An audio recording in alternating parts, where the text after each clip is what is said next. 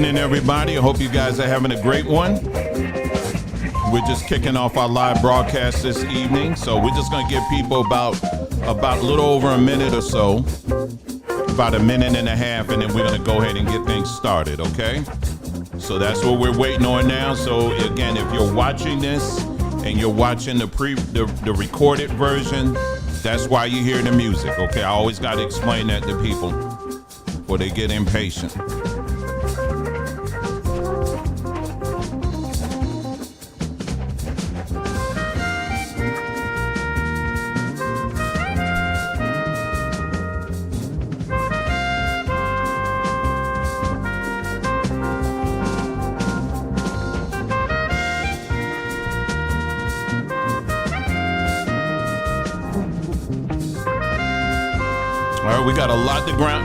We got a lot of ground to cover this evening, so I hope you got a good, nice, comfortable seat. Got you something good to eat. Got you something nice to drink, because we're gonna have a lot to cover over this evening on this broadcast here as we are racing towards the presidential elections here in the United States. Shout out to everybody that's in the chat. Shout out to everyone that is not just here in the United States, but also abroad. Shout out to you as well. Glad that you guys can join us. Really appreciate it. And again, this broadcast has been brought to you by sambatree.com. Sambatree.com. That's SAMBA tree.com. That's our website where we have all kinds of natural herbal remedies, solutions, supplements, what have you, just good treats, all kinds of things for your body and for your wellness. So make sure you check it out. Again, the website is sambatree.com. We're going to go ahead and get into it tonight. Again, good to see everybody here. So glad that you're here. And we're going to go ahead and get started. Tonight, we're going to be getting into looking at some of the craziness. Man, I tell you, these people are losing their minds out here. They are completely losing their minds out here, and I think it's a sign of, well, it's not that I think, I know it is a sign of things to come. And I'm just going to show you just a little bit of the things I'm seeing here, and it's just really something. And it's important, but it's as crazy as it is. It's still very important for us to talk about it and to point these things out. All right. Let me start off before we get into that. Let me start off with this, okay, which is totally unrelated. And then we're going to dive into what we are going to be talking about this evening. Okay. Now, many of you know, if you've been following this platform for a moment, you know our background, you know our history. You know, we came out of Christianity. We were in the Hebrew world, and we're not in that anymore, but we still get people who are in that space, which is fine. And as long as you're here, we appreciate you being here.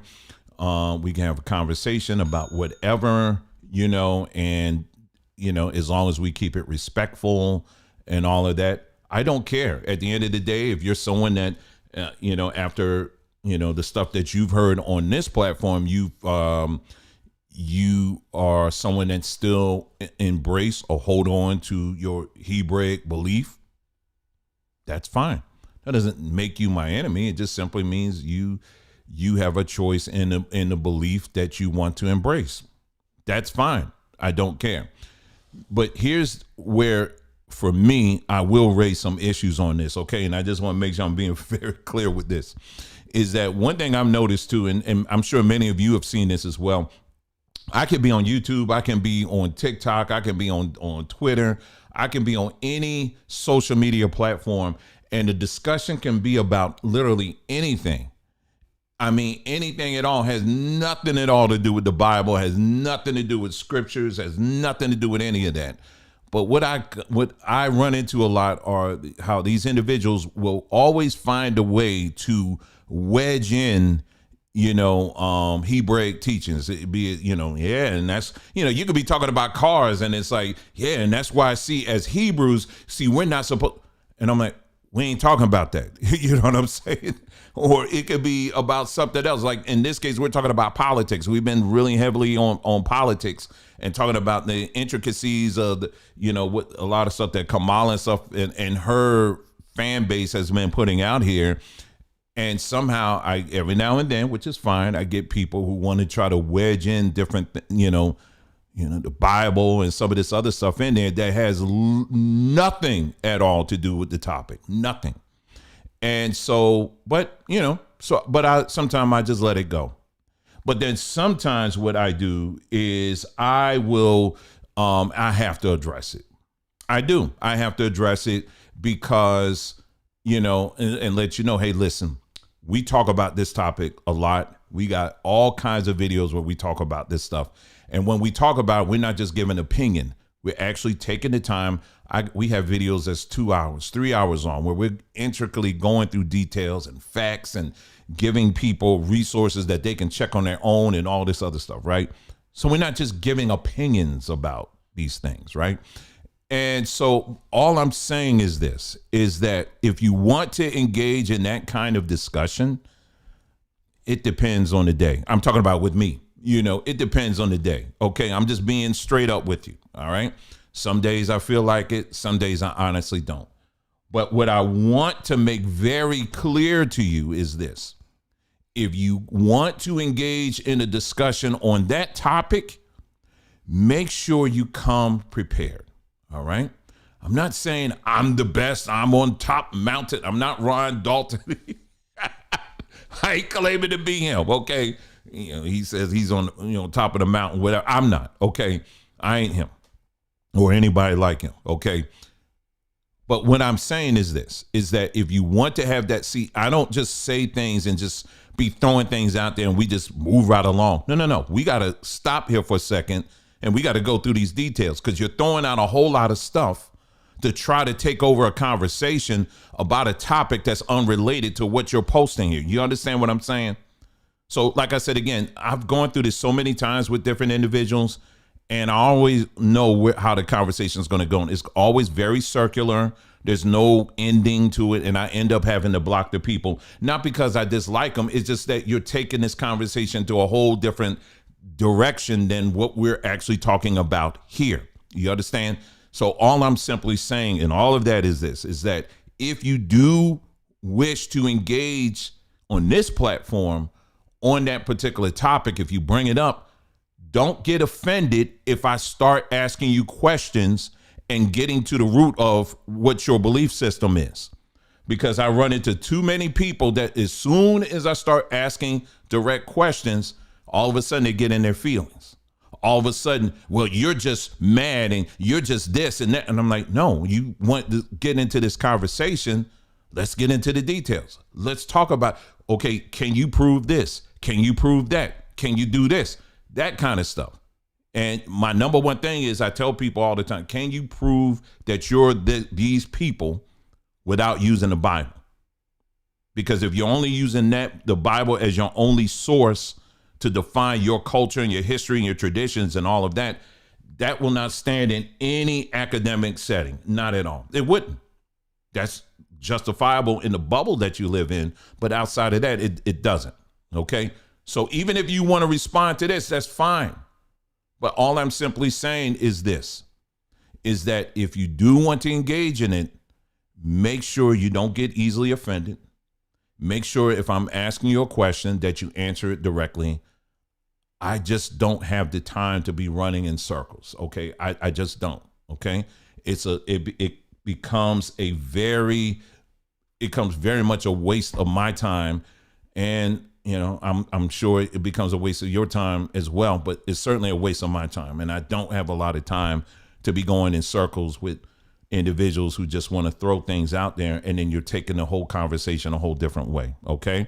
So I just wanted to make that very clear to people so that you understand exactly where I'm coming from on this. Okay. So that's it. So it's not more to say on that, but I just wanted to take the time and make that clear because, we got too many distractions out here. And, and we're here trying to strip away a lot of these distractions so that we can get to the truth of the matter or whatever it is that we're talking about. Okay. All right. So that's it. Let's move on here and let's get into it. Glad to see again everybody that's in the chat. So glad to see you guys here. Really appreciate that. I'm not going to touch on what's going on down in Conyers on this broadcast. I will do that later this week. But this week is going to be jam-packed because I got a ton of things I'm doing just for this week. So, but we will be getting back to Conyers and talking about the details of that and giving you updates on that as well. Okay. Okay. Let's get to it. So let me start off with this now that I've done that. And now we're getting into what we're really going to be dealing with tonight. Okay. Now, my daughter, she actually raised a very good question to me. I'm trying to turn this fan on because it's already getting hot up in here. Is that she was like, Dad, she asked me, she said, I noticed that you have a lot to say about Kamala, but why is it that you don't say a whole lot about, Trump and really get into what his stuff is? And then I had to, tell her, I said, yeah, I actually do, maybe not to the degree of Kamala, but let me explain as to why you hear me talking about not just Kamala, but her campaign, her supporters and all of that. I want to, so that I'm very clear. So this is what I told her. I said, the reason why I do this, I said, now my background, one of the things I did in the past, like I said, again, I had a blog in the past that really did extremely well. I was commentator in political world in terms of like in the blog space and all that stuff. It was doing really well. I even had a podcast that I was doing, all kinds of stuff in that. And I just stepped away. I just literally did not want to do it anymore. I got tired of it. So I understand, and anytime politics comes up, I'm always reminded of how quickly it makes you tired, because it's draining. It really is. It's draining. So I don't really normally I don't really get too much into it. I do bring up, if you follow my track record, I will talk about politics, here and there, but not as much as I used to, and so this election cycle has been a big reminder to me as why I can't stand it. And so I really was not in this election cycle. When this election cycle came up, I really did not want to engage in it at all. I really didn't, because I already knew, it's just going to be draining. It's going to be tiring.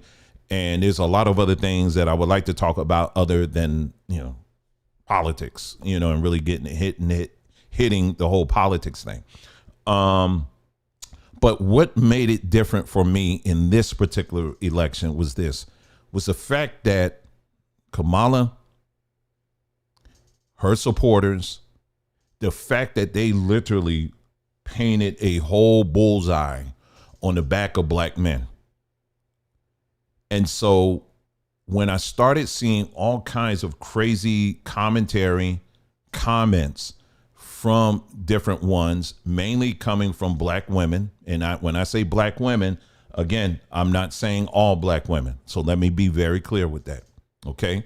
But black women who are really engaged and really pumped up and excited about Kamala.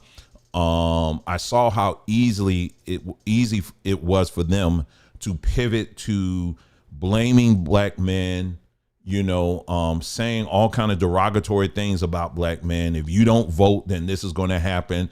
I saw a comment just today. I was telling my daughter this, where a woman, she posted on her Twitter. She said that if I find out that if I'm into you and I find out that you didn't vote, for Kamala, then just throw, in her words, and this is not mine, then just throw the whole nigga out, just because you're not worth it.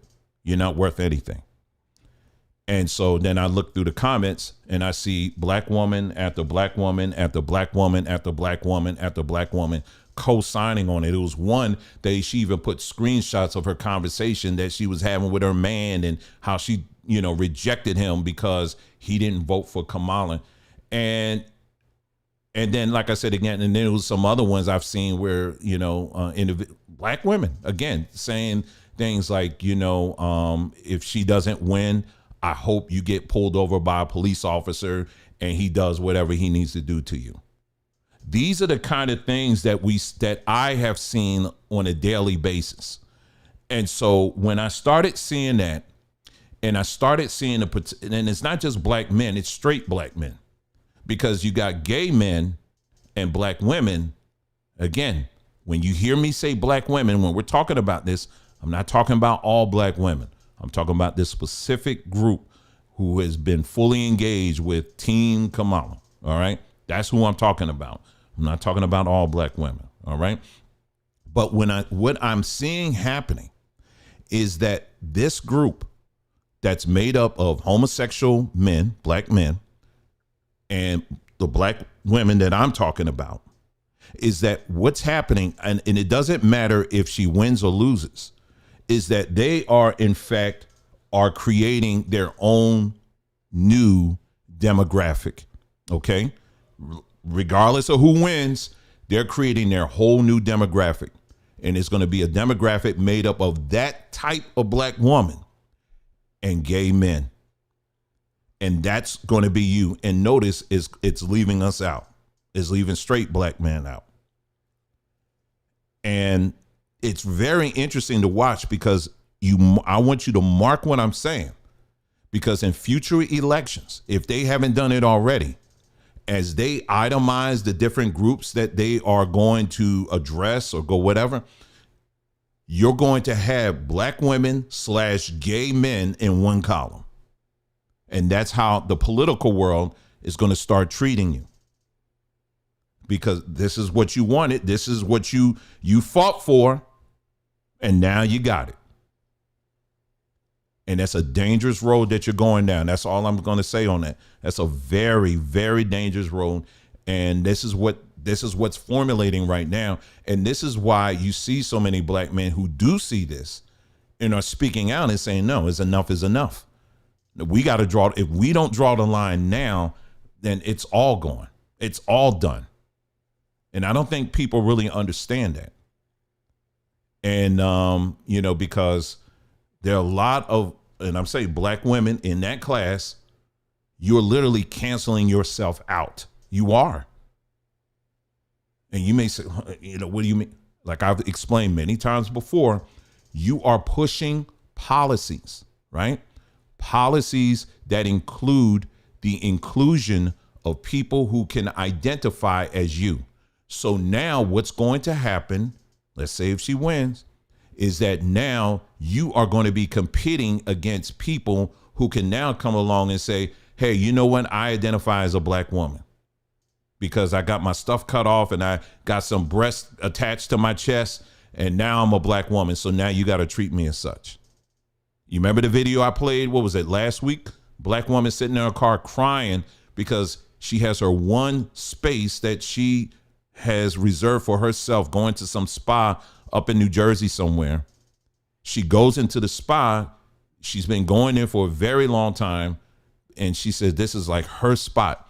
She goes in there and she opened and they said they have it divided up where the men go on one side and the women go on the other side.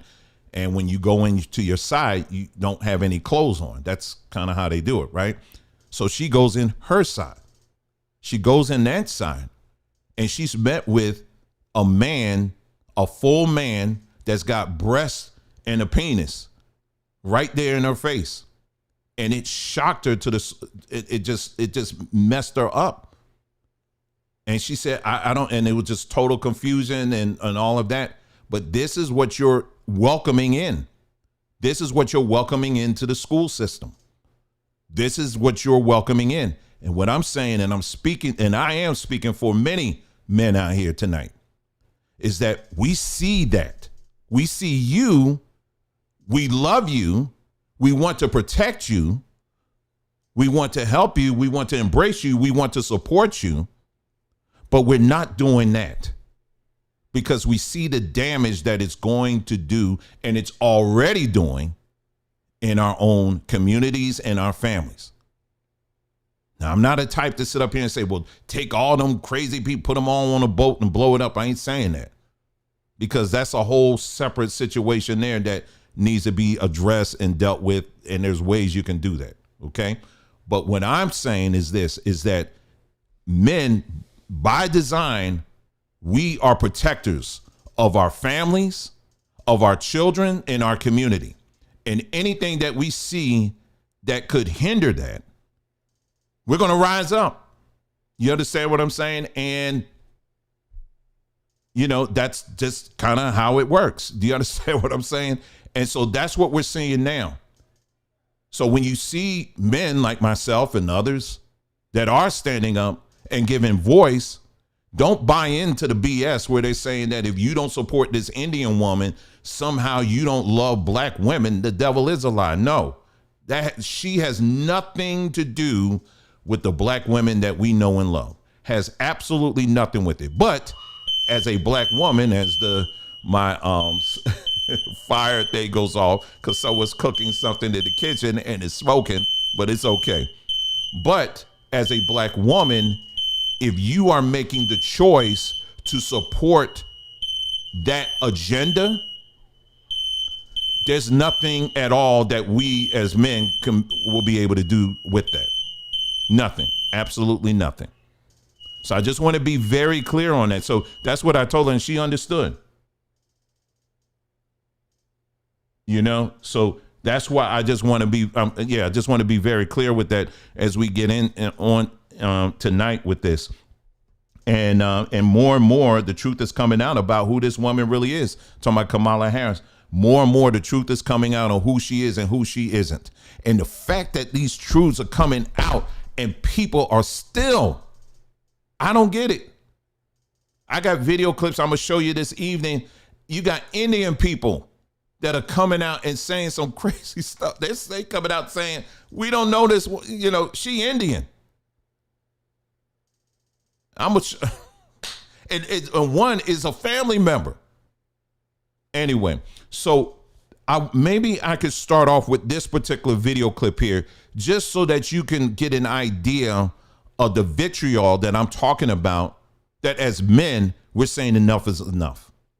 So this first video is going to come to you from Michelle Obama. I don't know if you caught a clip that she posted not too long ago.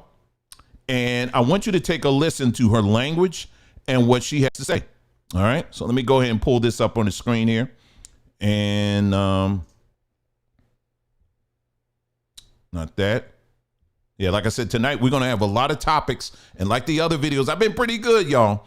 I've been chaptering the topics. So, you know, when you come back to the video later, it'll be easier for you to scroll to the topics. OK, but I want you to hear what Michelle Obama, you know, had to say here and take a listen. All right, let's go. But to anyone out there thinking about sitting out this election or voting for Donald Trump or a third-party candidate in protest because you're fed up, let me warn you, your rage does not exist in a vacuum. If we don't get this election right, your wife, your daughter, your mother, we as women will become collateral damage to your rage.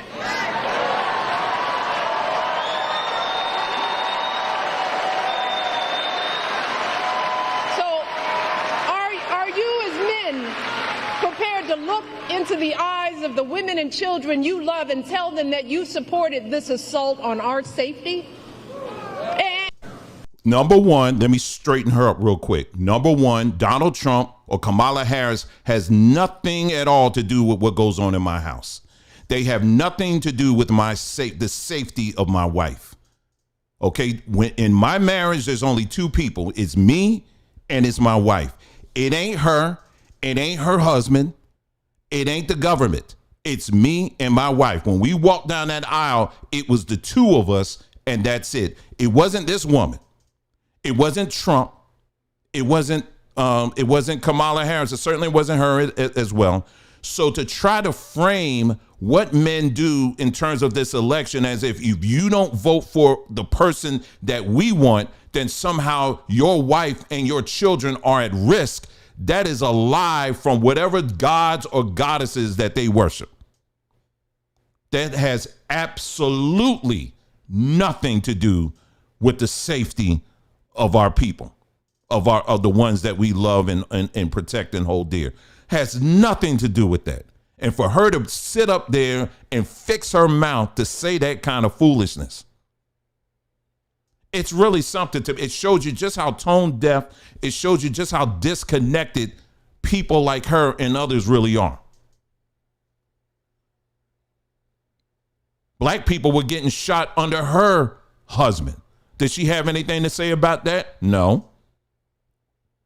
There's a lot of things that happened under her husband when he was president. Did she have anything to say about that then? No. But we were told that we got it right twice when her husband was elected twice. But somehow you get Trump in office. Now, all of a sudden, the black men or men, period, we're incapable of protecting the ones we love and hold dear. If you don't get the full hell out of my face with that.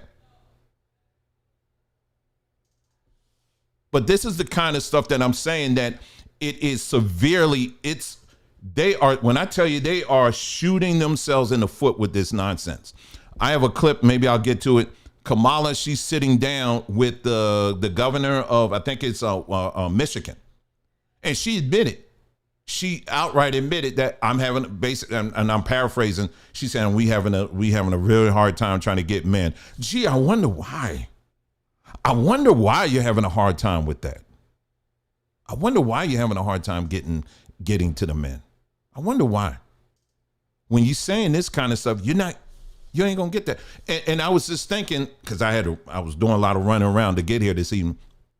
I was just sitting here thinking, when I go back to the 2016 elections, when Hillary was running, and when I heard when Hillary was running, they pushed the whole misogyny thing.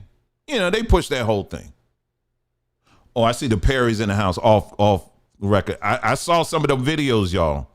We're gonna be right near y'all. I'm ready to make that move.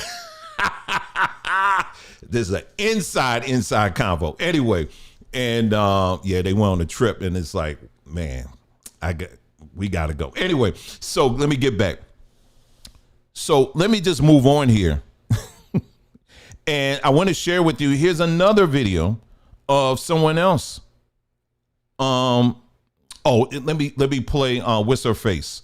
Let me play was it Your Friend and Mine, Seeley, also known as Whoopi GoldBERG. Whoopi GoldBERG done lost her. They are already freaking out. And I'm going to do a break. I'm going to go through the post that I posted earlier, was a couple of days ago in our community page, just to kind of give you my personal take on what I'm seeing. And we'll get to that in a moment. But let me play for you Whoopi GoldBERG and her little meltdown as well. I want you to listen to it. Oh my goodness. Okay, here we go. He's not going to say, oh, you're with a white guy, I'm going to keep you from being deported. No, he's going to deport you and put the white guy with someone else. The man is out there. He's also... So she's triggered. Basically, if you didn't, I'll play it again. He's not going to say, oh, you're with a white guy, I'm going to keep you from being deported. No, he's going to deport you and put the white guy with someone else. The man is out there. She's triggered because what she's saying is that if Trump gets in office, he's going to break up interracial marriages. I mean, they're making up all kinds of stuff. If Trump gets in office, her concern, you see how triggered she is about interracial marriages?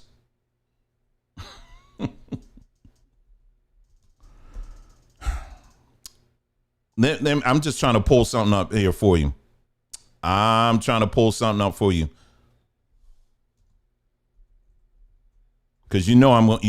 some of y'all already know what I'm getting ready to bring up. Some of y'all already know what I'm about to bring up.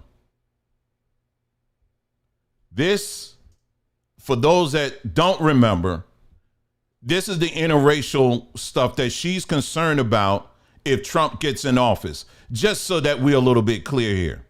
That's the interracial stuff that she's concerned about. If Trump gets in office, this is what she's concerned about. That Trump's going to break that up. And you see how much she grinning there? The man is in full, Ted Danson is in full blackface. We will never forget that. We'll never forget that. This is what she's concerned about. That's how she is so triggered that Trump is going to come in office, that he's going to break up interracial marriages.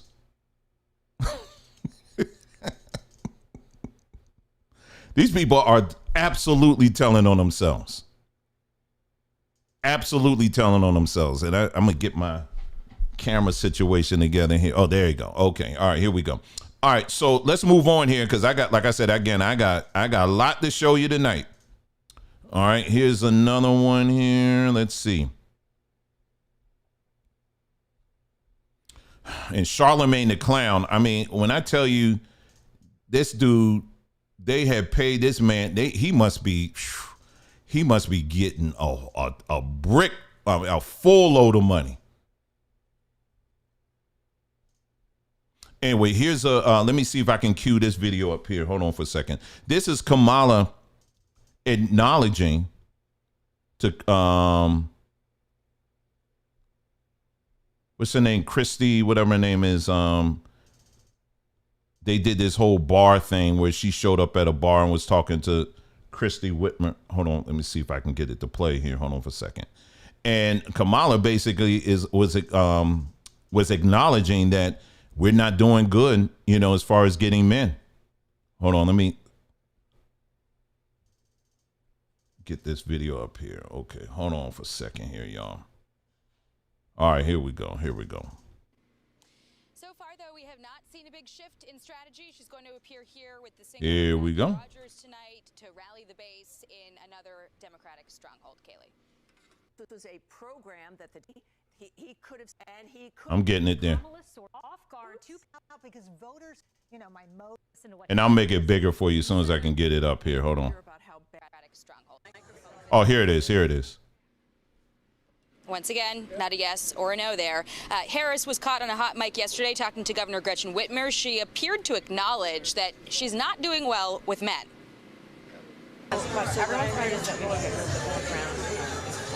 Yeah. Oh, we have microphones, and I was listening to everything. I didn't realize that. Okay.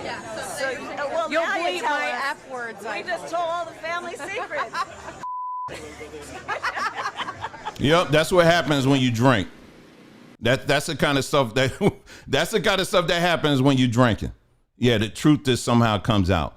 Yeah, when I tell you that they've already done the numbers and they're already saying that she's doing worse with men.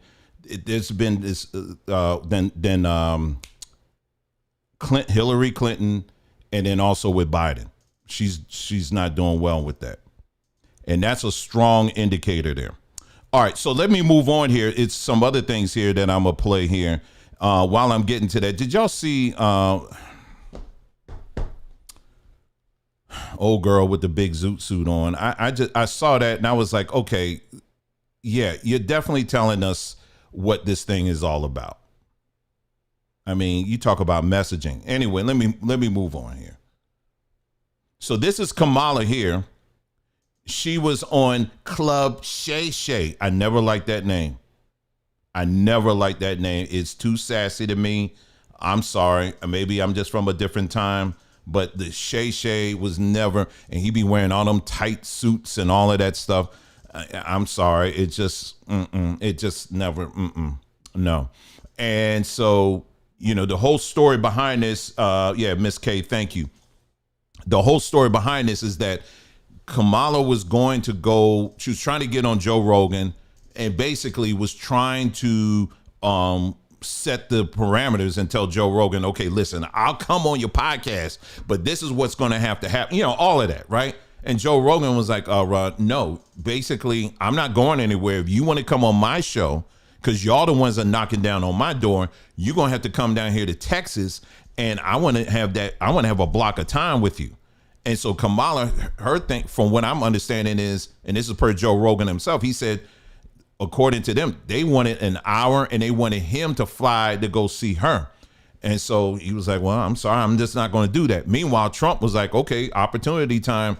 He went down there and sat down with him for 3 hours and just pretty much, I mean, they tackled a lot of stuff. I mean, they didn't ask anything. They didn't get into the vaccine stuff, you know, and all of that. But, you know, they did touch on a lot of topics. And so she couldn't get Joe Rogan. So what did she do? She did the next thing. She went to Club Shay.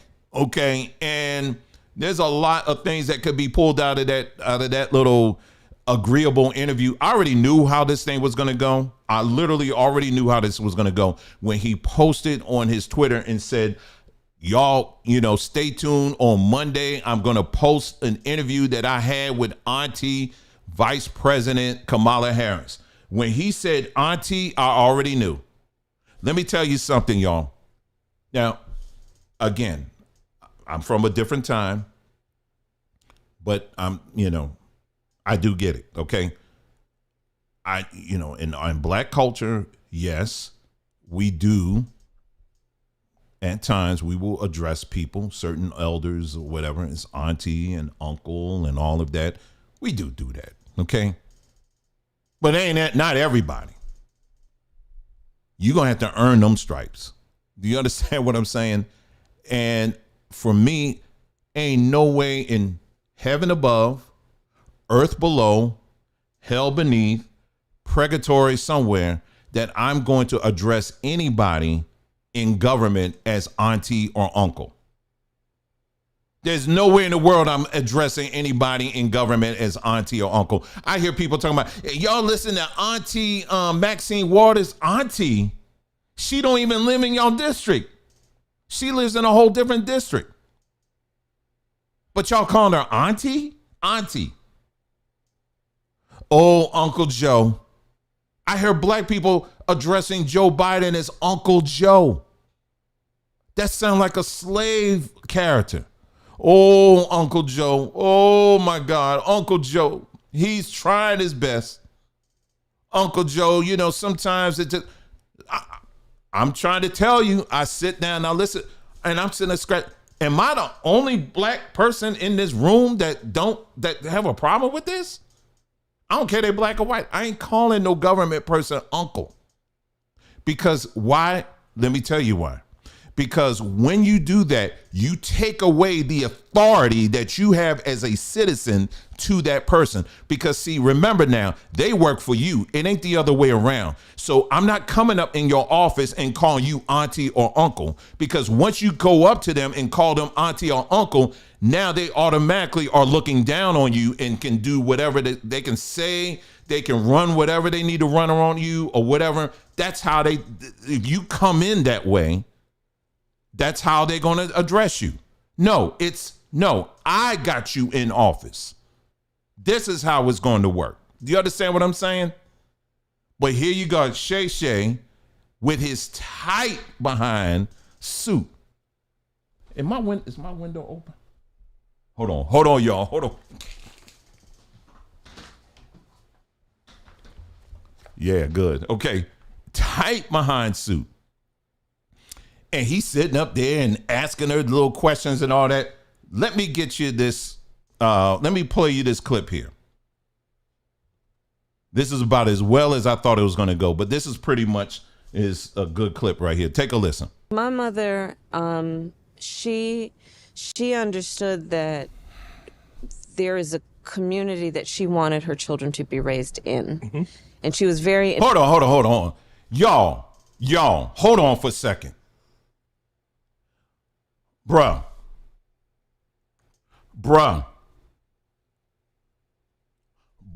I gotta stop here for a second. Who wears a suit that tight? Who? Well, Shay does. Anyway, let me go back. Okay, so in this clip, as I'm gonna rewind it, we're gonna play it again.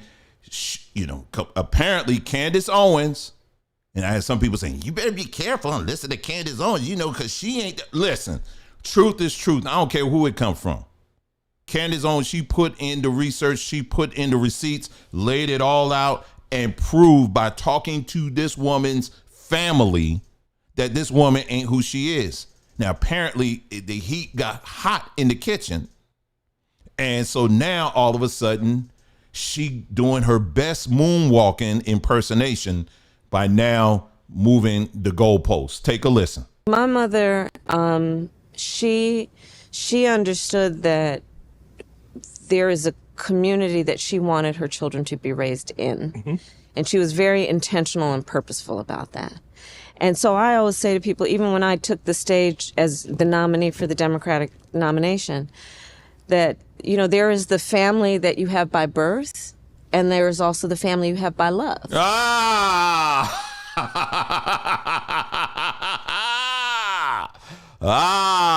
You saw that, huh?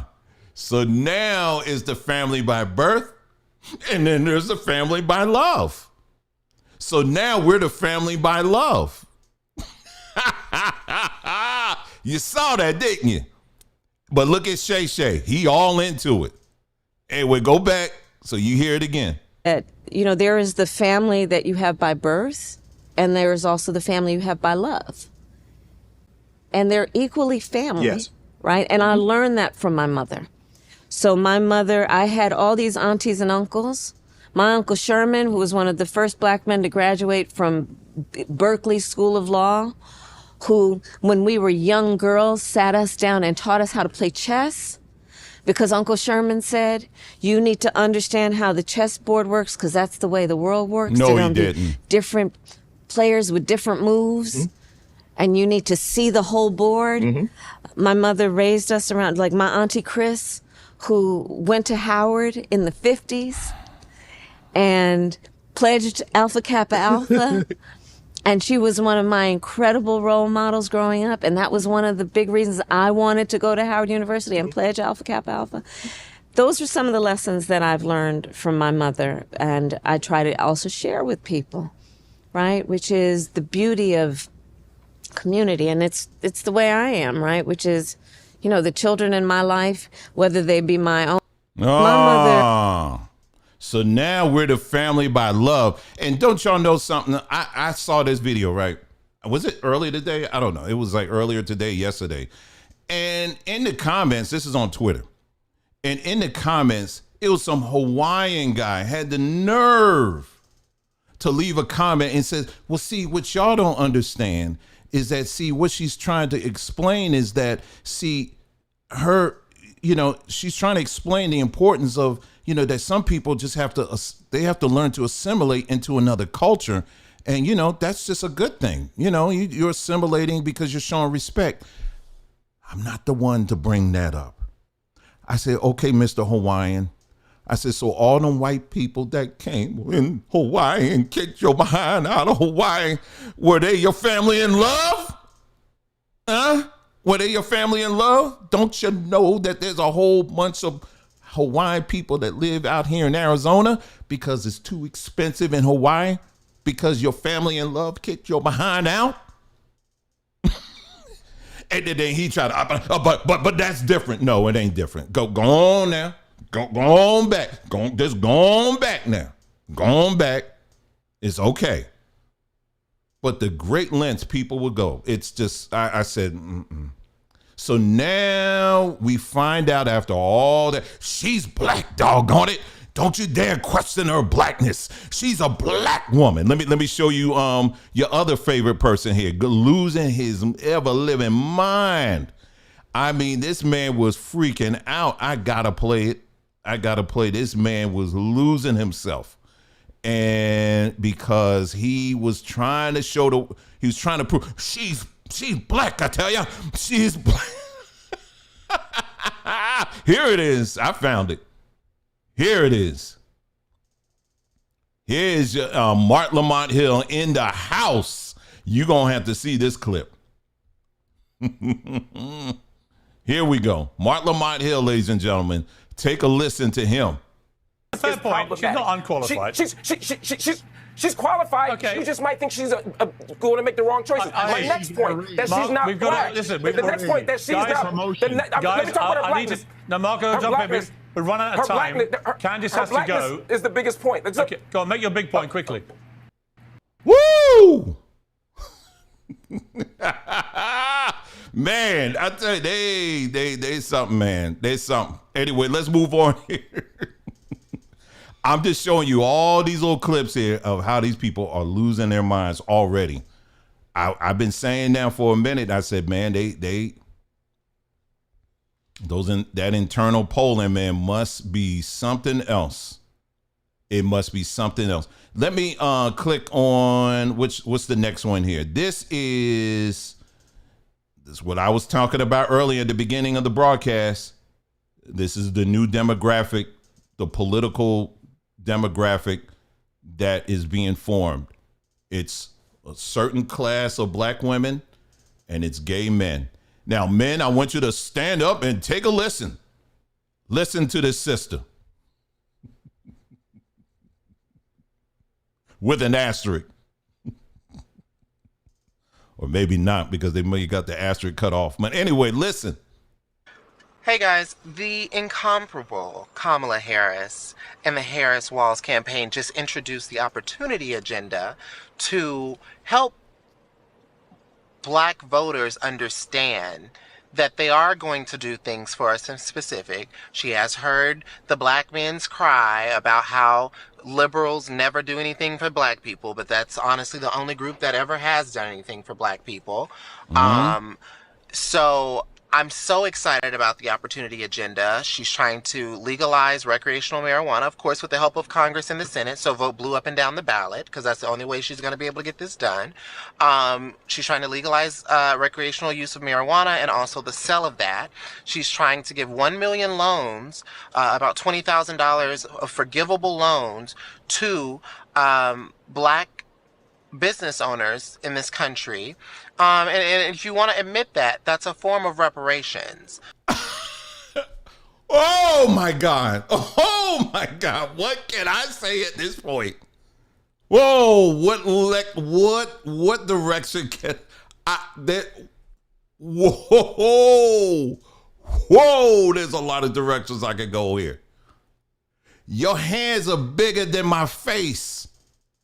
Bruh, you should be in the WWF. Or you should be in the W with Jimmy Fly, Superfly Snooker. I'm dating myself. Andre the Giant, and then you. Stone Cold Steve Austin, and then you.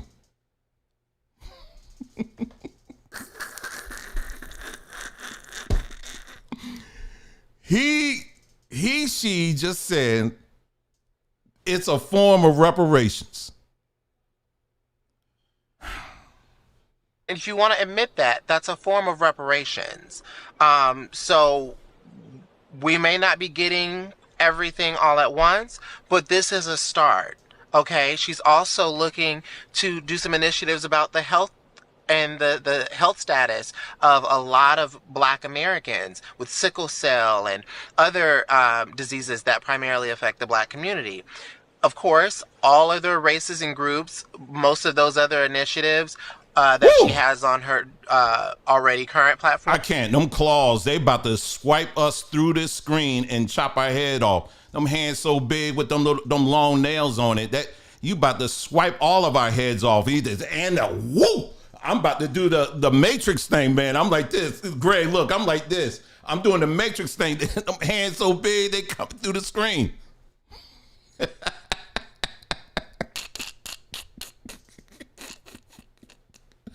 Oh my goodness. This, I'll tell you, you got to sit back. You got to laugh. You got to laugh. And let me move on.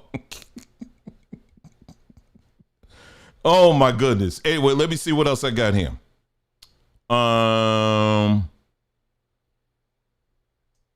Is this the same video? Hold on, let me just There is a community that she wanted her children to. Oh no, never mind. You already heard that one.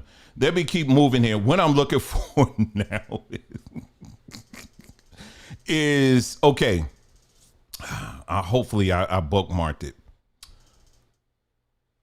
Hopefully I bookmarked it. Okay, there.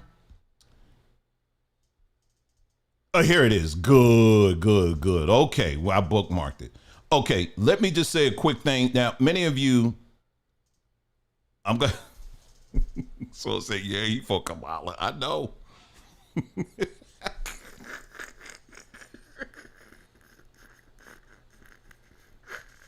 Anyway, let me just say this. Okay. If you go to our community page, if you go to our community page, I'm trying to keep it together. If you go to our community page, I kind of gave my 2 cents, for whatever it's worth, to kind of where I think this is going as far as like the elections and all of that, right? And what really stood out to me is when I heard that Trump was going to be at Madison Square Garden, and at that time it's like 8 days out before the elections. You don't do that. Just so you kind of understand, when you're that close to the elections, all of your resources and focuses are going to be on the states that it's a must win. It's either like a must win or, it's something that you're very close of winning. When I heard that they were going to be in Madison Square Garden, I mean, you can't get in any bluer than that in this country. Madison Square Garden next to California. When I heard he was going to be in Madison Square Garden, and he's doing this big thing, and they sold it out, from what I understand. What that told me is, what it sounds like is that New York City is actually, or rather New York is actually in play. And meaning that it must be really something to make that kind of a bold of a move, with 8 days out. That ain't just, you won't just do that just to do that. That's why you see if you've been following this, most of their focus has been in Pennsylvania and Arizona, maybe Carolina, but you notice Florida hasn't really come up. Remember, some of y'all remember going back a few years back, you remember Florida was a battleground state. Not really.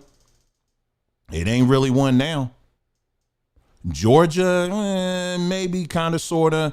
North Carolina, but New York, for him to do that in New York, what that tells me is that whatever the internal polling is showing, it's showing that there's a strong chance that New York could even flip.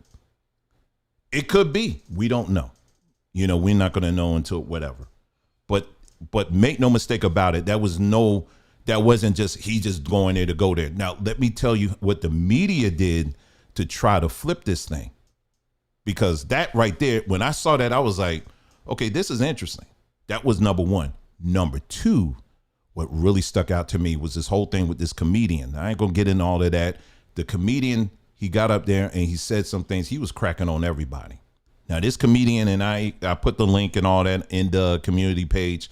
I was going to play, you can find it, his work on there. He did, he's a roast. He's a professional roast comedian. Some of y'all old enough, you remember like comedians like Don Rickles or whatever. They're known for roasting everybody. They don't care if you're black, white, Jewish, whatever. They roast everybody, like literally everybody. And so he got up there and he said, he mentioned Puerto Rico, and he said Puerto Rico, he basically said it's like an island of trash, basically. And so, people looking for something, they found something.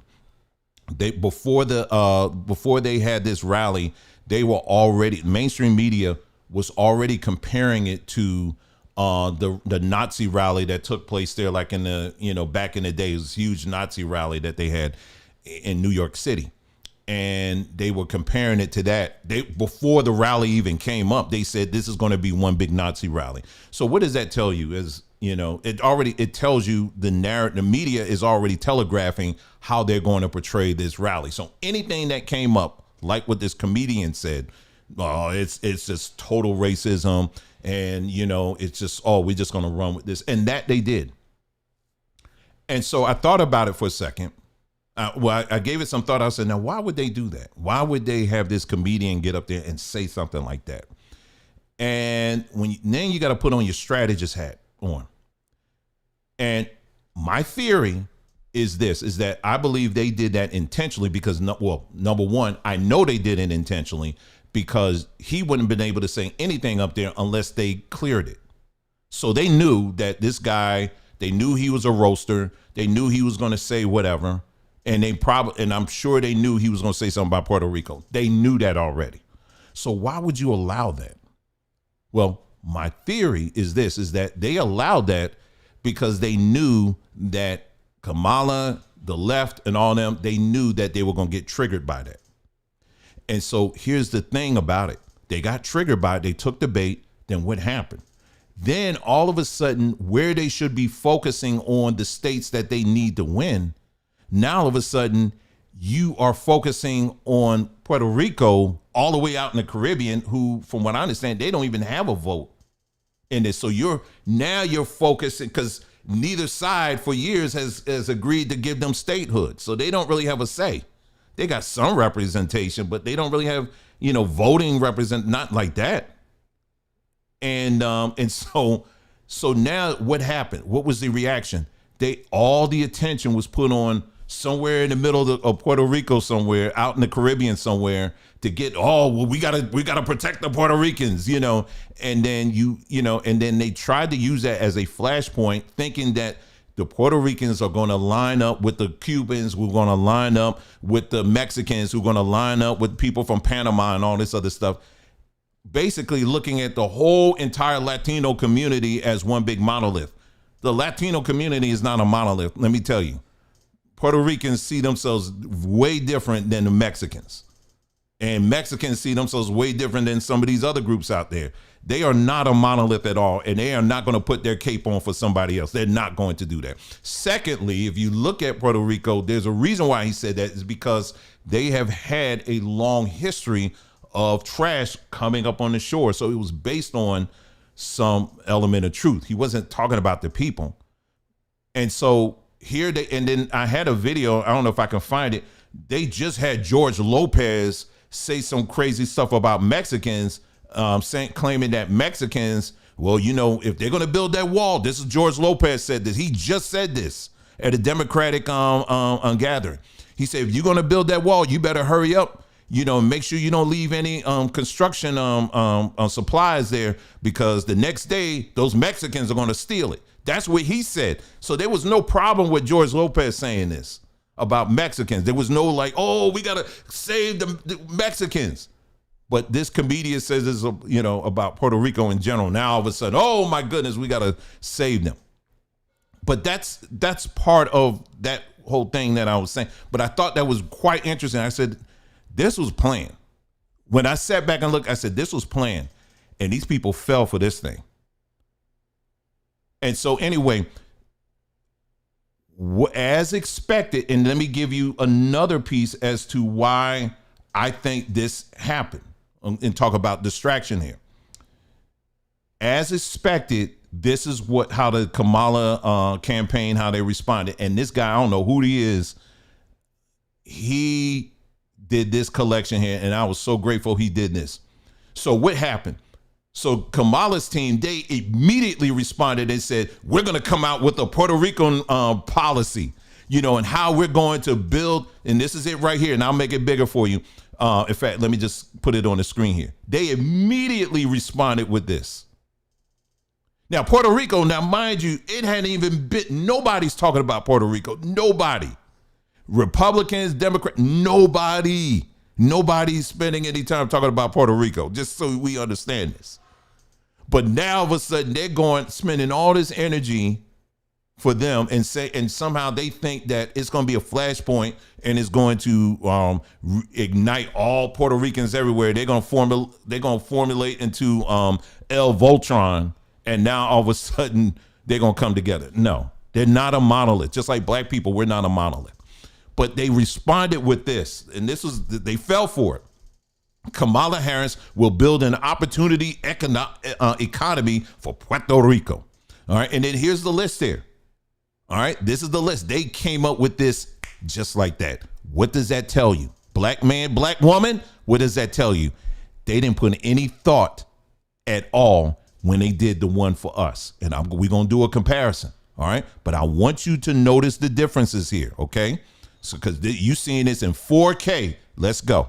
It says launch a federal task force to rebuild and revitalize Puerto Rico's economic strength determined by the Puerto Rican people. Rebuild and modernize Puerto Rico's energy grid to ensure reliable access to electricity.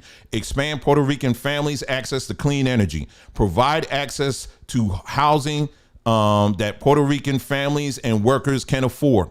Support. Look how specific she is. Specific. Oh, I ain't going to do nothing specifically for black people. And here we go. Support Puerto Ricans' equal access to key federal benefit programs. Advance health services delivery in Puerto Rico. Invest in Puerto Rican colleges and universities to train doctors, teachers, and more. Build the industries of the future in Puerto Rico like biosciences and manufacturing.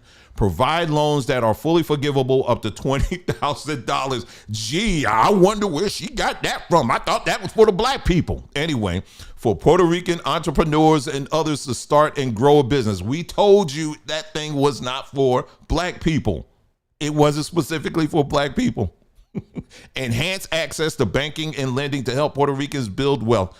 Last two, expand bilingual education and literacy. And then last, invest in Puerto Rican artists and creators. Notice, y'all, the specificity, how specific she is. Very detailed, like someone said. Very detailed. But the other thing I want you to notice too, a lot of this stuff she's mentioning, it's part of a general plan that she's able to post, copy, and paste to other groups. And what's the other thing I want to mention? Like I just said earlier, Puerto Rico wasn't even on a talking point. Nobody was talking about it. So what this campaign has showed is that they only cared about showing care about Puerto Rico when someone says a joke about them. Otherwise, they weren't going to do nothing. Anyway, let's move on. Now, this is the one she did. Wait a minute. Let me see this one. Okay, let me go to that one. Let me look at this one, and then we're going to do the one for black men. And notice the differences. All right, Kamala Harris will deliver real changes for Latino men and their families.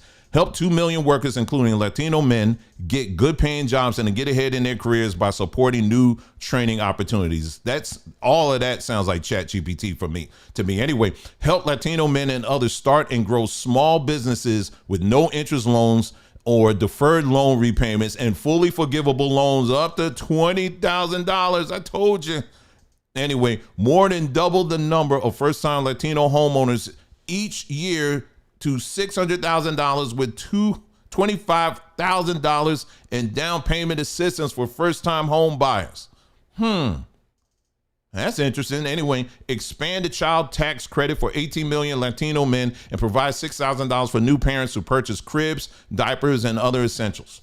And then lastly, cover the cost of long-term health care through Medicare to help families care for aging parents and grandparents and keep them in their homes. Y'all, if you think they sat down and actually thought this thing through, no, they took a generalized policy and they ran it through ChatGPT and said, listen, ChatGPT, do one for black people, do one for Latino people, do one for Puerto Rican people. They did it that quick. If you think there was like a whole team of Puerto Ricans or like my dad say, Puerto Ricans, or Puerto Ricans. Listen, I grew up with Puerto Ricans, so in North Philly, so we got a long history. But anyway, if you think that they got up and decided that they just we gonna get together and do a conference, man, they ran this thing through ChatGPT, man. Anyway, let's go on. Now look at the one they did for black people. Now they're getting business loans, they're getting down payment for houses and all that. Now listen, let's remind you what they're doing for black people. Provide 1 million loans that are fully forgivable up to $20,000. Well, gee, I thought this, So it ain't just for black people, like they said, and others to start a business.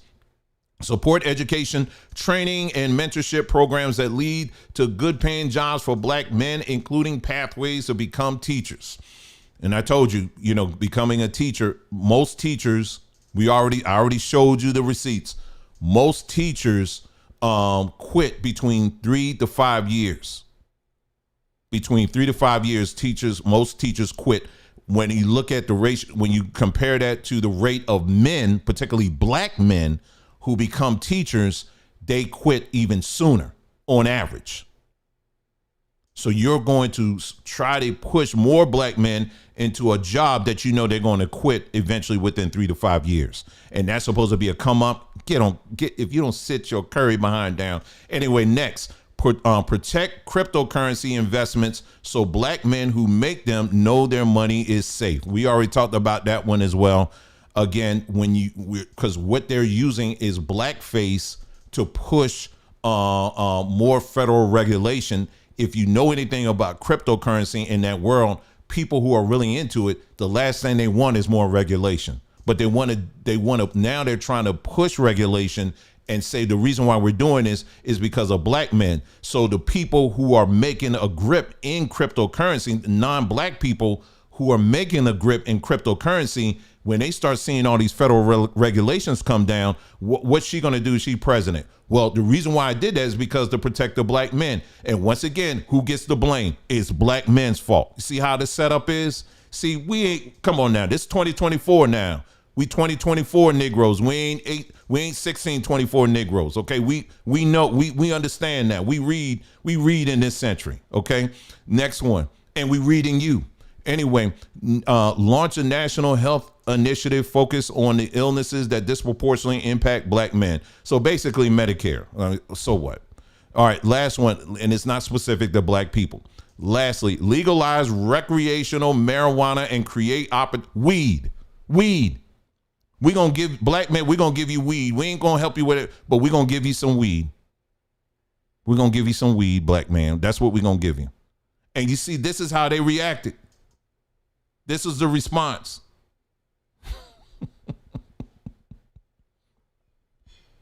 Anyway, let's move on here. Let's move on. Let's see. I have a clip from Obama. I definitely don't feel like hearing his mouth. Let's see here. Oh, here's another clip I want to share. This is your other favorite person. This is Angela Rye. I want you to listen to her pearls of wisdom on how to pronounce Kamala's name. And then I'm going to get back to Puerto Rico in a moment because I just remembered a clip I want to play for you here. Listen to her advice here, okay? Nonsense, particularly on the other side of the aisle. Their conspiracy theory, they won't even say her name right. That has to be checked in the moment because that is what fascism looks like. That is how we start sliding down a very slippery slope, and we cannot afford to be here. The election is 12 days away. So pronouncing Kamala's name incorrectly, it means is I'm a fascist. This is where we are right now. I told you it's desperation. It's desperation. Anyway, let me move on here. This video here that I want to share with y'all here. See, again, we got our we are paying a lot of very close attention here. Where is that video, man? Hold on.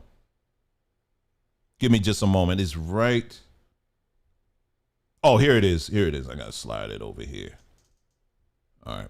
Now, this is Kamala 7 months ago. She went down to Puerto Rico. Okay. I don't know if y'all remember this or not. She actually went to Puerto Rico. Y'all remember this video? Take a look.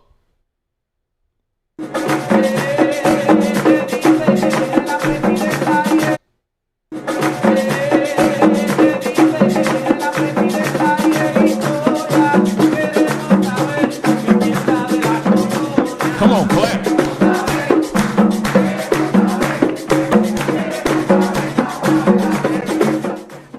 Now watch. Now the lady, she's explaining to him what they're singing, and watch she stop clapping. Yeah, now look. Now she had to play it off. Let me tell you what they were singing. Face got real tight real quick. So what they were saying, they said is right here. They said, we want to know. This is the Puerto Ricans. This is what they're saying. We want to know, Kamala, what did you come here for? We want to know. the man saying, according to multiple translations. The vice president is here making history. We want to know what she thinks of the colony. That's what they were singing. And she was up there clapping. Go ahead. Yeah. And then the woman's like, ma'am, let me tell you what they're really saying here. All of a sudden, that face got real tight there all of a sudden. Now, you noticed that, huh?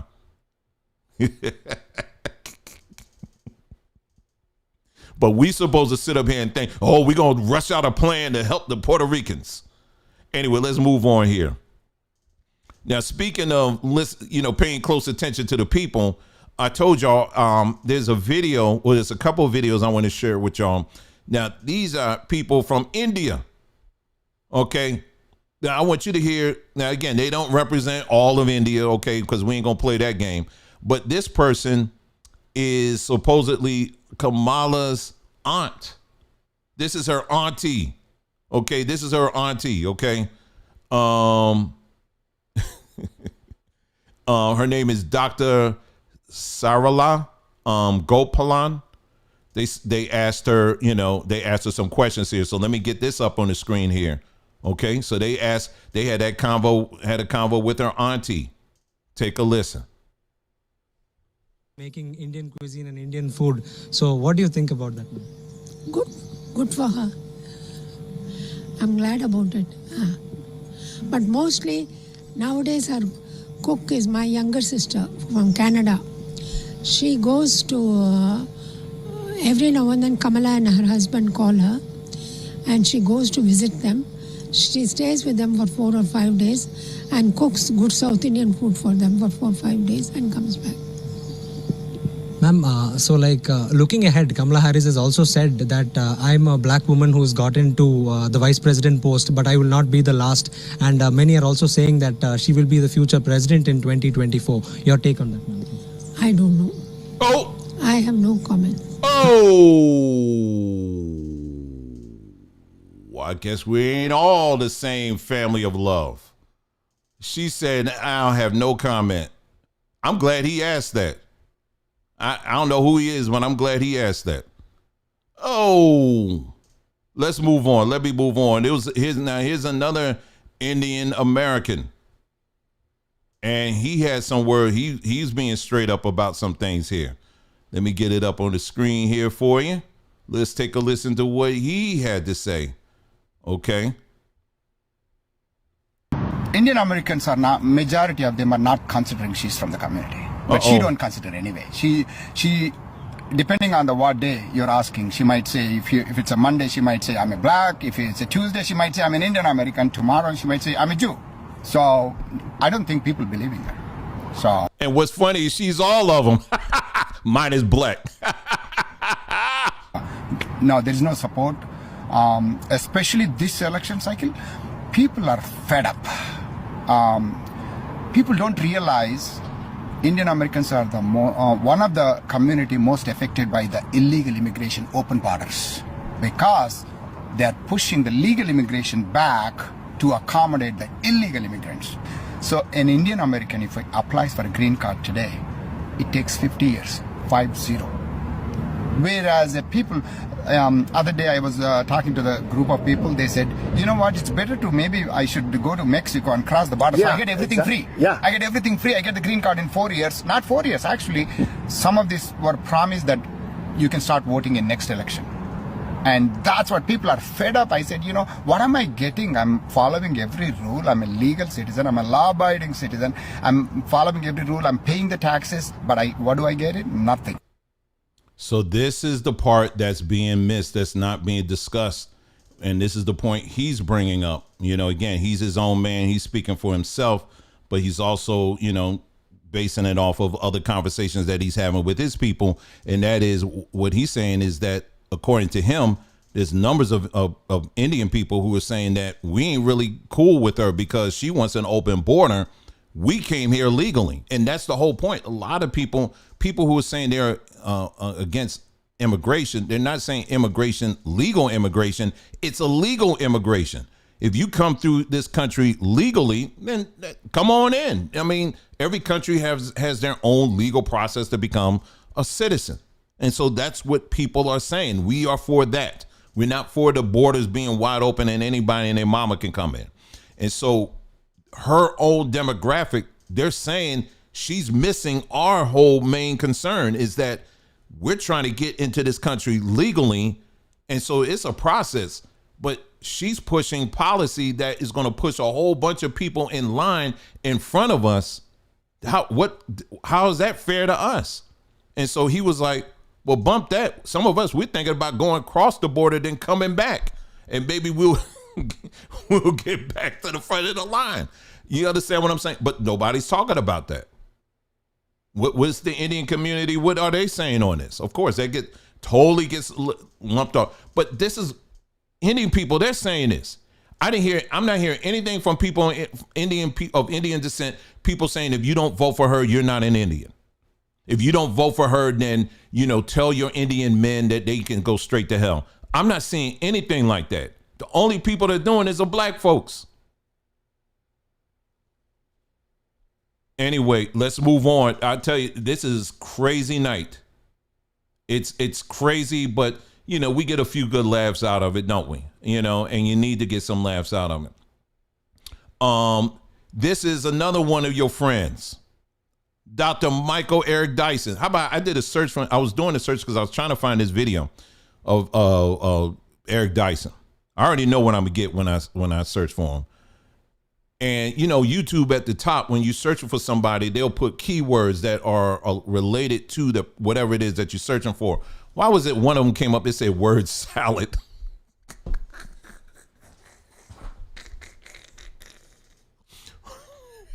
He blamed YouTube. I didn't say that. It said word salad. But let me just say this here. Now, for some of you, if you hopefully you had the opportunity to watch the video, the last two videos we did, where we really were putting an emphasis on just how the church has rendered itself useless. And I know people have been saying that for years, but I want you to understand. That's why I said this is a very pivotal moment in history. It really is, and particularly Black history, because I think we're about to cross the line where we can officially say that the church in of itself, the church system is full garbage. It's full garbage. It is. And it has rendered itself useless. Now, you may be watching, you may be part of a church that's not playing any of these games. Let me just tell you something. Then you're part of a very small island that's shrinking every day. But the church in of itself is not built and equipped for this generation today. It is not. The church, the only reason why the church, I see the church as the same place. You know how back in the day they used to do bingo, and bingo, only older folks go. That's really all the church is good for. It's just for the older folks to sing some songs and to clap their hands and talk about when I think of the goodness of Jesus. I don't know how people still get gassed up on that. When I think of the goodness of Jesus. And I'm like, how many times can we keep saying that over and over again and you getting all excited and happy and percolating and all of that? I'm like, that ain't doing that for nobody. But it's for people of a certain age range. But it ain't doing anything. And so in those videos, we talked about how the church uses these ancient Greek techniques. It's really fascinating. At least I thought it was. And to get Black people to think in a monolith way. And so if you haven't seen that video, I would encourage you to watch it, because the history is a lot deeper than what you think it is. And so no different here in this video that I'm about to share with you. This is your favorite pastor, Michael Eric Dyson. I want you to listen to what he's saying, because see, here's the thing. Just shut up, Dwayne. Shut up. Just shut up. Just play the video. Let them hear for themselves, and then we'll keep moving. Okay. All right, Dwayne. All right, good. All right, we agree. Right. All right. Let me play the video. Listen to Michael Eric Dyson, ladies and gentlemen. That you've internalized white supremacy. You are white supremacists by ventriloquism. Your black mouth is open, but their white ideas are flowing through it. You Clarence Thomas, you Byron Long, you Tim Scott.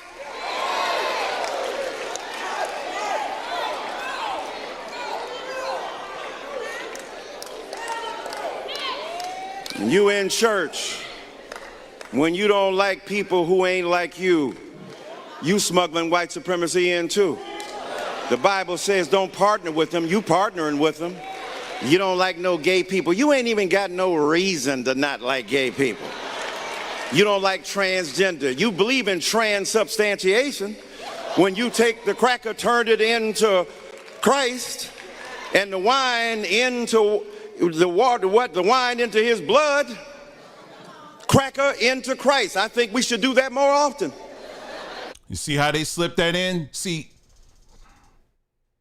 I done left the church a long time ago, but I'm showing you in 4K how, because that kind of talk would never have been heard across the pulpit. Now, this is the second preacher in 1 week that in a main line church, a major church, who is up here freely. The other guy, what did he say?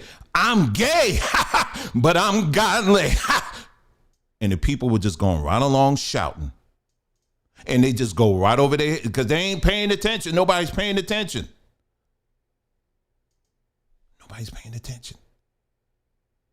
And here he's up here in a church talking about you ain't got no reason to like gay people. You know, you ain't got no reason to like transgender people. Let me be clear. I don't dislike transgender people, nor do I dislike gay people. I want them to get the help that they need, period. They do. There's too much. You talk to anybody, they will tell you there's a lot more going on behind the scenes than you just waking up one morning and you want to put a dress on. No.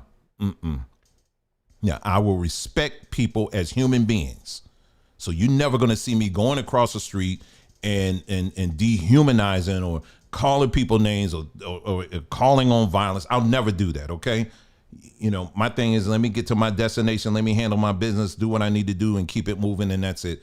Dress or no dress, I may cut my eyes something, but I'm gonna keep it on moving. But when you bring it in my face, now that's a whole different reason. In other words, if you're like, you better like me, now that's a whole different story. You understand what I'm saying? I'm like Bruce Lee at that point. They're like, Bruce Lee be like, okay, I'm here just to sit down and drink my tea. That's it. He come in that movie, he come in that pub and he's like drinking, and then they're like, hey boy, such and such. And he's like, I'm just here to drink. And then they go, hey, once they do that, oh, it's all over now at that point. So I don't do that. Other than that, man, I'm very easygoing with that. But I do have my opinions just like they have their own opinions. But the thing is that what I'm trying to point out is that this is the second church, main church. This church, by the way, the name of this church is Friendship West Baptist Church. I believe they're down in Texas. Now, let me bring the page up here. This is the pastor right here, Dr. Frederick D. Haynes III. Well, gee, what do we see here? What do we see here? While a student at Bishop College, he also became a member of Alpha Phi Alpha fraternity. Wow. These fraternities keep popping up. It's the same people pushing the same agenda. The talented 10th. So they call themselves. They keep pushing the same agenda. Isn't this something? The ones that defend this kind of lifestyle seem to all come from the same small groups, aka Delta, Alpha Phi Alpha, Q Psi Phi, all of them. Yeah. Is that just a coincidence? Maybe that's just a coincidence. Isn't that something? So as black people, we're supposed to overlook this. We're supposed to completely overlook that. No, we need to call this out. We need to call it out for what it is.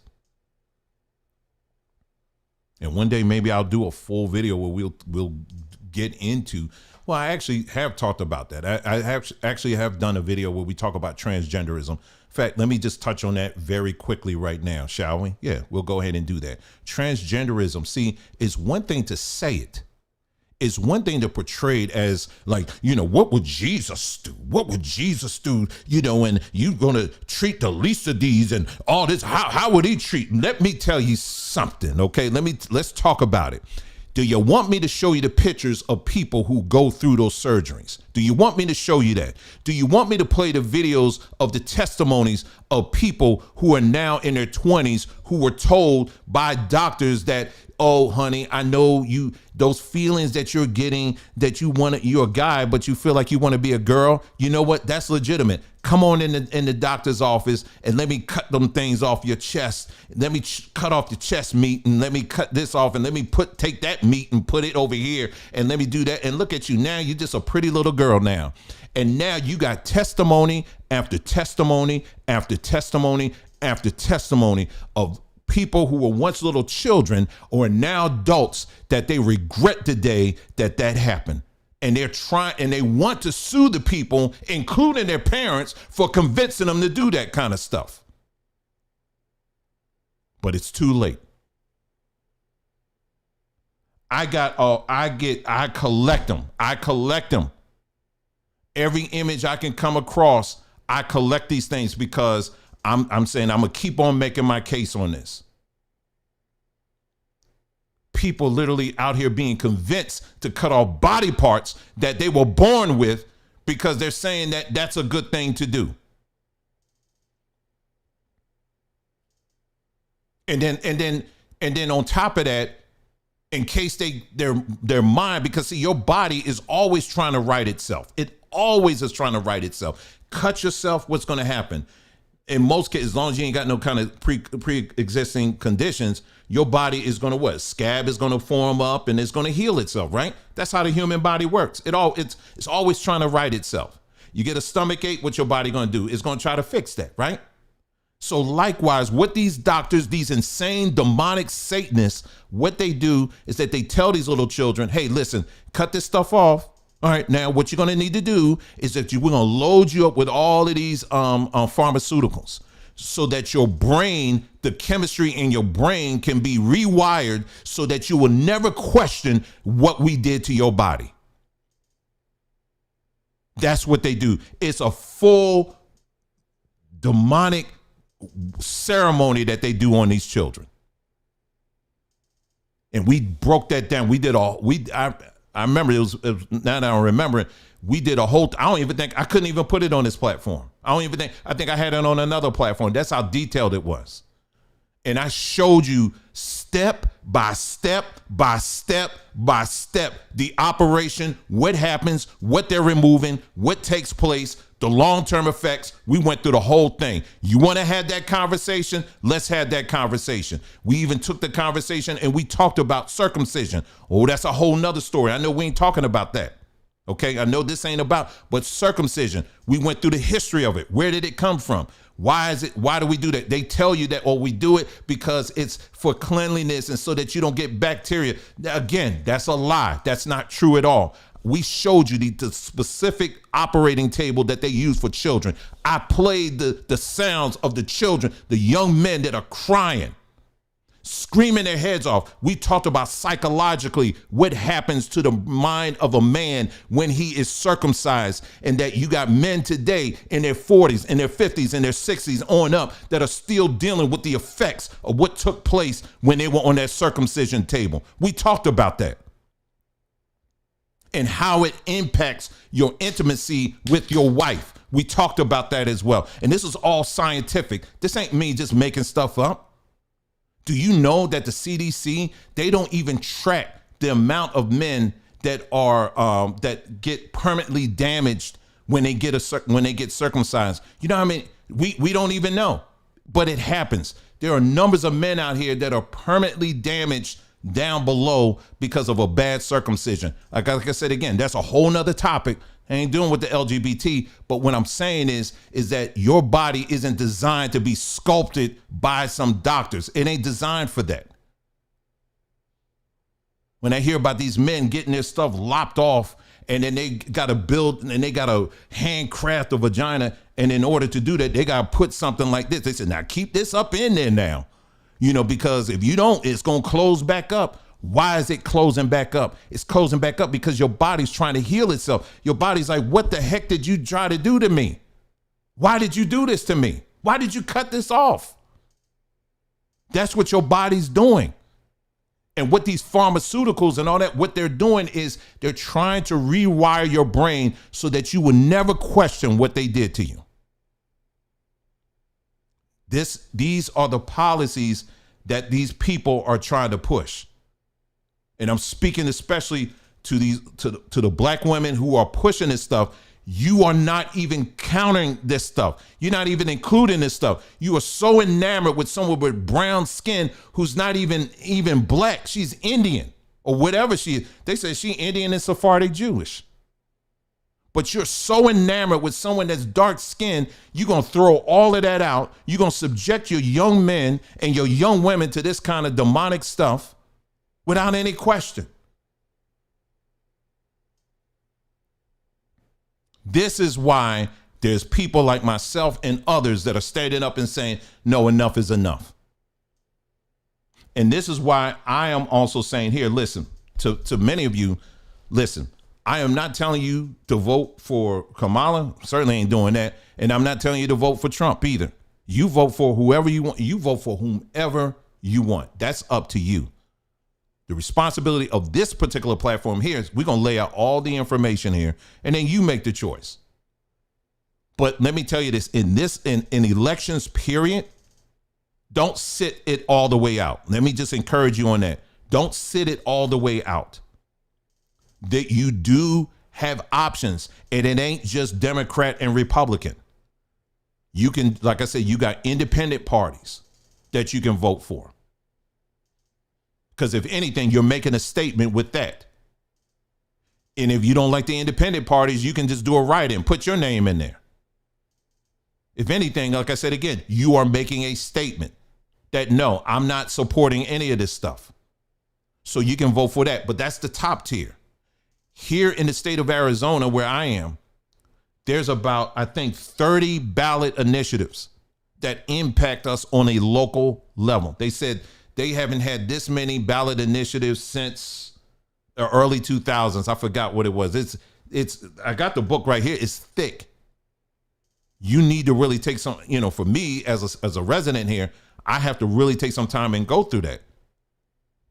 So don't skip out on the ballot initiatives. There are many ballot initiatives that will have a direct impact on you. It's not about voting for Kamala or Trump or whatever, but there's a lot of things that you can make your voice heard on it, and it can make a difference on it. Do you understand what I'm saying? And see, I don't need to do the whole thing. If you don't do it, then the ancestors are going to rise from the dead and going to kick you up and down. I'm not getting in all of that. You do what you want to do. But I want you to be informed about this stuff, period, that as much as, because Democrats especially, they have been going hard after the independent parties.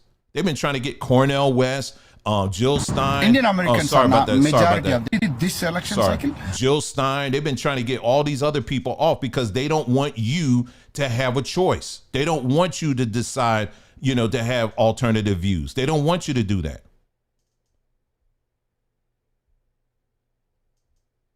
So just take that in consideration.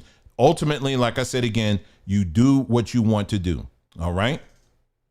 But just know that there are many things that, that you can, your voice at this time, it can certainly make a difference. Okay. All right. So let me go ahead and we're getting to the end here. Let me see here. I had George. I don't care about him. Let me see here. There was a story here that I had. Oh, here you go right here. Here's one here.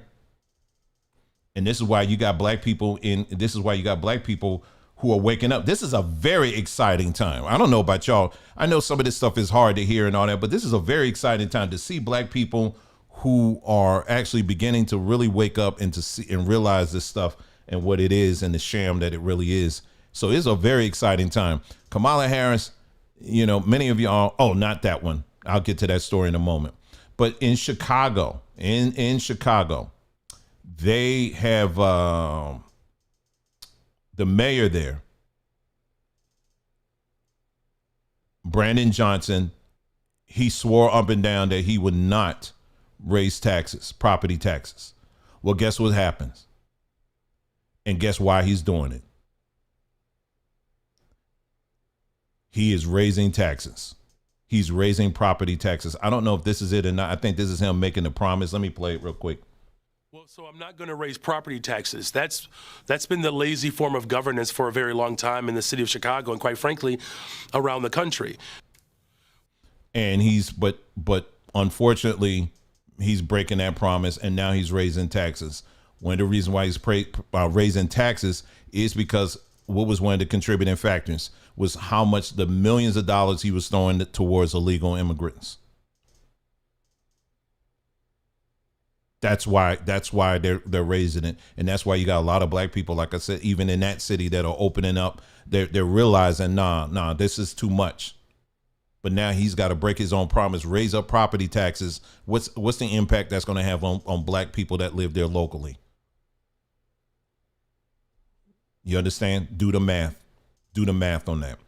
All right. What was the other video here? And then we got one good story I'm going to end on. I'm very proud of to see this one. But let me play this one here.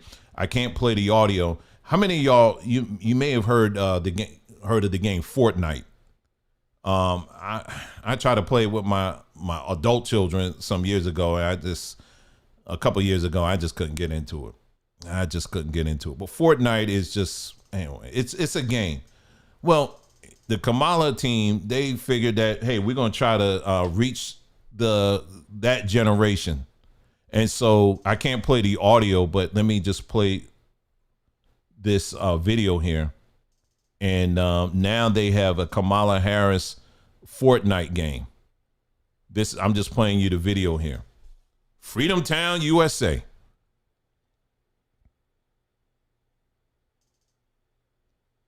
So this is the new Harris Waltz Fortnite map. They literally have a Fortnite map for Kamala Harris. I mean, this is wild, man. This is wild. I don't know who even came up with this one. This is totally wild. A Fortnite game. Anyway, let's move on. Let's move on here. Let me see what else I had here. I'm talking about that. I got my eyes on the teacher scandal that's happening down in Harris County and down in Texas. I got my eyes on that. Over $1 million teacher cheating scandal. Basically, they have teachers that are trying to skip the line to getting their certification, and so they're working through this local coach who's got an enroll to somebody that's getting them signed off so that they can teach, but they're not certified. I was going to touch on that, but that's pretty much the gist of that. If as more things come out on that story, we'll talk about that one. But finally, I want to mention this story here. It's a really good one here. Right here. This is a good one, y'all. A good way to end this broadcast. Here we go. Here's a good one. All right, here we go. It's this one here. Here we go. Louisiana students who solved the Pythagorean theorem discovered 9 more solutions to it. Man, look at this. Look at this, y'all. 2 New Orleans students who solved the Pythagorean theorem using trigonometry have had their discovery confirmed by the math community after their findings were published in the American Mathematical Monthly this week, solidifying their proofs. And if solving Pythagoras' theorem wasn't challenging enough, the young women, now college freshmen, also discovered 9 more solutions to the problem. Nikia Jackson and Calcia. Hope I'm saying their names right. Let me make sure that, let's see, no. Okay, good. Okay, I wanted to make sure this story went like 3 years ago. Anyway, former St. Mary's Academy students presented their discoveries to the American Mathematical Society in Atlanta back in March of 2023. This October, their solutions were peer-reviewed and thoroughly investigated to confirm what many in the math community never could have imagined. The theorem could be solved by using trigonometry. Many papers submitted to the mathematics journal are often turned down, but after careful consideration and scrutiny, Jackson and Johnson's paper was approved for publication. Jackson and Johnson found the first proof to the equation during their senior year of high school while working tirelessly over the holiday break to solve a bonus question in a math contest. Once deemed impossible, the two students overcame a failure of logic referred to as circular reasoning. I deal with that. But in their new study, Johnson and Jackson went even further, providing 9 other proofs of solution to the theorem. Since the foundation of trigonometry relies on the fact that the Pythagorean theorem is true, the mathematics community believed using trigonometry to prove the theorem would be unworkable, but it wasn't. This is a 2,000-year-old theorem, states that the sum of the squares of the legs of the right. I'm not going to get into it because it's, yeah, they get the formula and all that there. Ain't that something? Isn't this something? So we are extremely proud of these young ladies here, because we know that they're the first. They're not the first. There are many other beautiful Black young ladies that are out here that are doing this, and there are a lot of other Black men, young Black men that are doing stuff like this as well. So when we talk about our people and we investigate our people and we're asking hard questions of our people, we're not forgetting the fact that there's a lot of good amongst our people too. And we want to make sure we acknowledge that. And we're going to make sure we do our part, at least on this platform, that we protect this kind of people. You understand what I'm saying? Because all the foolishness, we ain't going to let that in to disrupt what this is, the potential that this can bring to so many people's lives. And that's what we're all about here. So that's all I have for you. You guys, thank you so much for tuning in. I don't take this lightly. I really do mean it. I really appreciate it. You guys, we got more videos coming up. I'll be posting over on our Samba Tree YouTube page very soon. I was going to do it today, but I think I'll do it tomorrow. We got some exciting things we just starting up over there. And, you know, just keep an eye and ear open there, and keep your eye on the community page. I'm going to have another calming animated gift to post for you, just for you tonight, okay? A great way for you to be tucked in so you can get some good night's sleep, all right? Listen, you guys take care. Thank you so much for tuning in. You guys, we'll see you again, and we'll be talking again soon. Take care now.